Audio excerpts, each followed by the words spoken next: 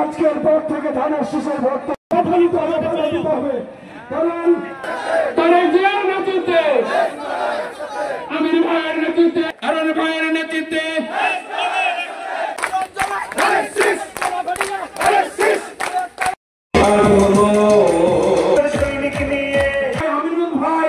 সাবেক সংসদ সদস্যের নেতৃত্বে আমরা জনমত তৈরির মধ্য দিয়ে আমরা আন্দোলন সংগ্রাম করে আমরা পানির ব্যবস্থা করতে চাই। পানির ব্যবস্থা খুলে দেয়, গেট খুলে দিয়ে আমাদেরকে বন্যার পানিতে ভাসিয়ে দেয়। আমরা কি চিরকাল এই ভারতের এই অত্যাচার সহ্য করবো ভাই? আমরা সহ্য করবো না ইনশাআল্লাহ। সামনের দিনে আমাদের পরে আমি হারুনকে বলবো, আপনাদের গেট খুন ভোলা বলবে, আমি শুধু এটুকু বলবো আপনাদের সামনে যে আমরা সবাই এই সারা চাঁপাইনবাবগঞ্জ জেলা আমরা একত্রিত হয়ে আমরা প্রত্যেকটা এলাকায় গিয়ে এই ভারতের বিরুদ্ধে এই যে পানি প্রত্যাহার করা শুষ্কের সময় বন্যার সময় ভাসিয়ে দেওয়া, এটা যেন করতে না পারে, এই জন্য আমরা সবাই সামাজিক আন্দোলনের মাধ্যমে কথাবার্তায় আমাদের ব্যবহারে কেউ যদি কোনো কষ্ট পেয়ে থাকেন ক্ষমাশীল দৃষ্টিতে দেখবেন, এবং আমরা আমাদের সবাই নিজেদের অবস্থান থেকে সমন্বয় করে আগামী ধানের শীষে ভোট করবো ইনশাআল্লাহ।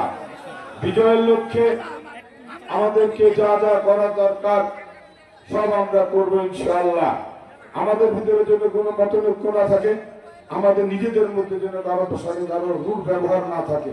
নির্বাচনী যে বিহেভিয়ার মানুষের সাথে লাগে, যে নির্বাচন টাইমে যে ব্যবহার করা লাগে, মানুষের যে কথা বলা থাকে, মোট কথা আমাদের ব্যবহার এবং আমাদের মুখের কথায় যেন কেউ কষ্ট না পাই।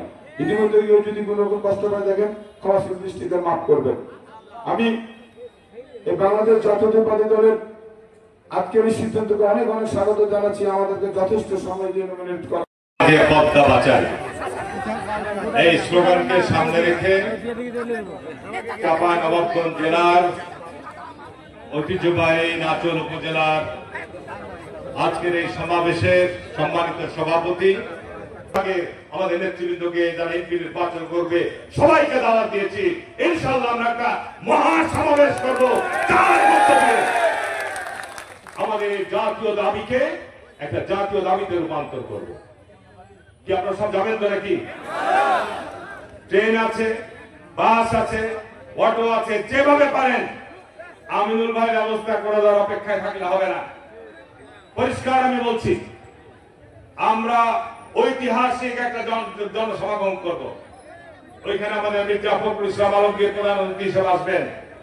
চেষ্টা করছি আমাদের অ্যাক্টিং চেয়ারম্যান জনাব তারেক রহমানকে জুমের মাধ্যমে কানেক্ট করা যায় কিনা, ওই মিটিং আমরা চেষ্টা করবো ওনাকে সংযুক্ত করার জন্য।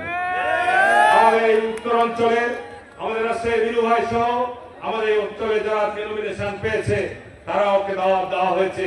ইনশাআল্লাহ তারাও আগামী 15 তারিখ ওই নগর সরকারি কলেজ মাঠে আমরা উপস্থিত হব। আমরা আওয়াজ তুলব, আওয়াজ তুলেছি। ইতিমধ্যে এটা জাতীয়ভাবে প্রচার হচ্ছে। এই জাতীয় অনেক মিডিয়া, অনেক সামাজিক যোগাযোগ মাধ্যমে ইতিমধ্যে প্রচার শুরু হয়ে গেছে।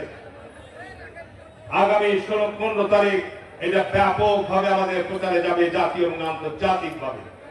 কারণ আজকে ভারত বাংলাদেশকে শুধু পানিতে মারছে না, বাংলাদেশের সীমান্তে এই 40-50 বছর স্বাধীনতার পরেও এখনো আমাদের সীমান্তে আজকে উপর্যুপরি গুলি করে মানুষ হত্যা করছে। ভাই, আজকে বাংলাদেশে শুধু উপর্যুপরি হত্যাই নয়, বাংলাদেশের ভয়াবহ বাণিজ্য সংকট তৈরি করেছে।